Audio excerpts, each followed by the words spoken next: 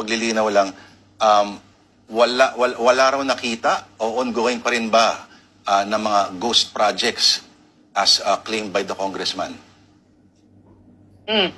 Yes, dito Lord, no, walang ghost project dito sa Davao City sa sa district nga ni Congressman Pulong Duterte dito sa Davao City. Base na rin sa mga dokumentong kanyang ipinakita. So tiningnan natin ang ibang mga dokumento na ipresenta ng opisina ni Kong Pulong at nakita naman natin na may mga ongoing at may mga natapos na mga proyekto, Lord. So yung nakikita natin na video, sa ibang distrito yon, Bril?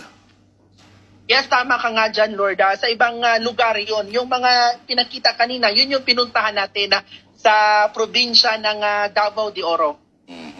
Diyan ba sa city talagang nagbabaha, Bril? Ano bang sitwasyon dyan? Kailan kayo nakaranas ng malakas sa pag-ulan talaga? Kasi alam ko, bihira tamaan yan ang Davao, di ba? Lord, dito sa amin, dito nga sa Davao City, pag may malakas na ulan, may mga part ng Davao City na binabaha hanggang tuhod. Pero ilang oras din ang makalipas matapos ang ulan ay nagsasubside din naman.